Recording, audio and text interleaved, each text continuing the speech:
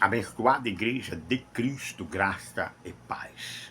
Igreja santificada e justificada, mediante a fé em paz, com Deus por meio de nosso Senhor Jesus Cristo, como afirma Romanos capítulo 5, versículos 1, que diz: justificados, pois, mediante a fé, temos paz com Deus por meio de nosso Senhor Jesus Cristo. Quando ele mesmo disse: eu vos dou a minha paz e não vos dou como o mundo a dá.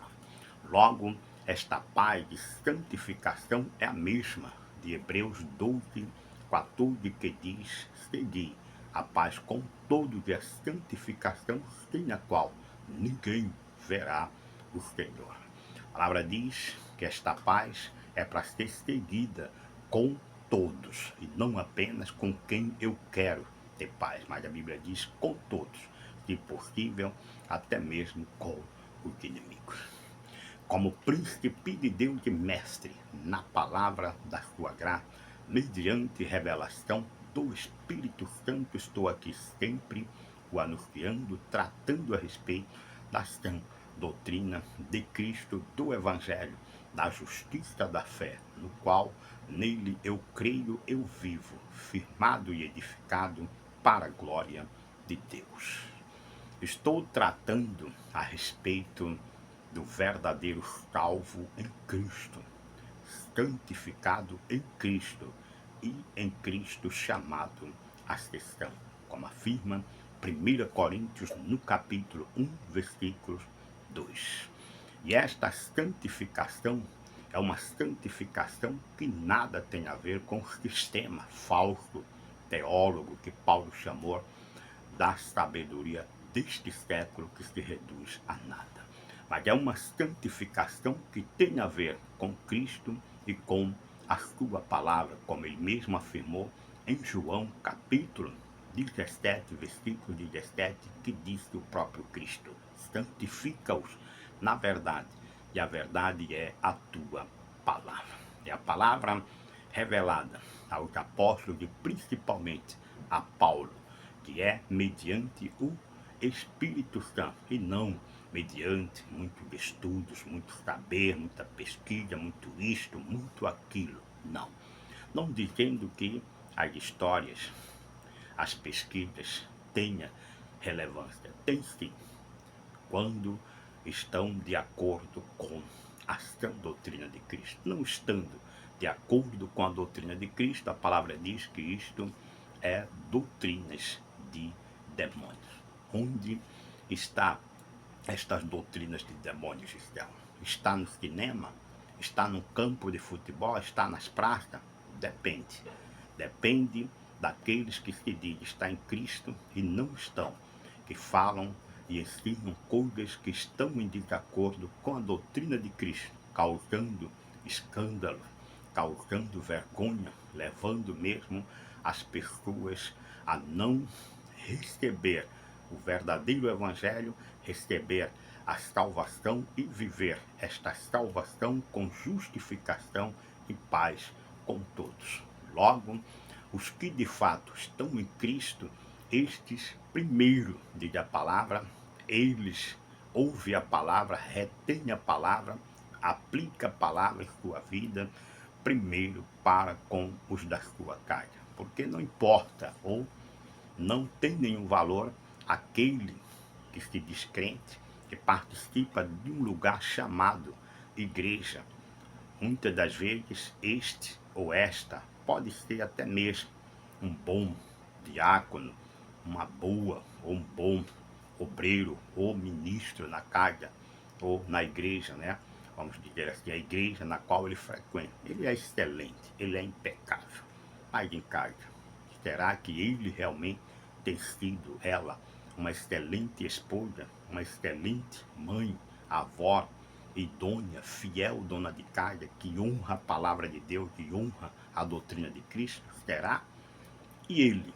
Será que ele é em casa um bom marido, um bom pai, um bom administrador, com temor a Deus, sendo excelente em tudo o que ele faz como cabeça do seu lar? Será? esta é a questão aqui em vista do que nós temos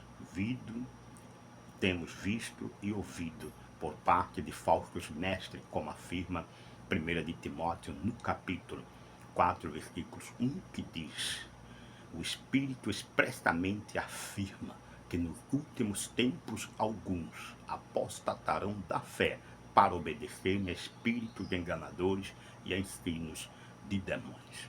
E estes espíritos enganadores e ensinos de demônios são exatamente o contrário da sã doutrina de Cristo.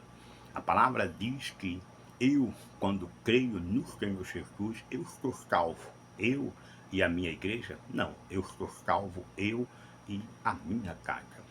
Em Atos capítulo 16, no versículos 30 e 31, o carcereiro pergunta a Paulo: o que devo eu fazer para ser salvo?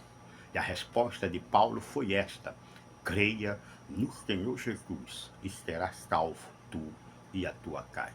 Nos dias de hoje, quando uma pessoa ouve o falso evangelho, a primeira pergunta deles é sempre esta do carcereiro: o que devo eu agora fazer para que eu seja salvo ou viva esta salvação? Aí vem as recomendações: se batize nas águas, participe dos cultos de busca ao Espírito Santo, fale em língua, faça jejum, suba aos montes, faça vigílias, faça tudo o que hoje o sistema, ao contrário do que Paulo disse, creia no Senhor Jesus somente e esteja salvo. Aí diz: mas Selmo, muitos têm defendido estas doutrinas várias estranhas com obras de sacrifício, porque eles dizem que a fé sem obras ela é morta.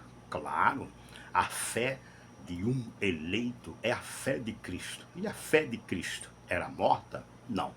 Esta fé que se refere ali em Tiago é uma fé falsa.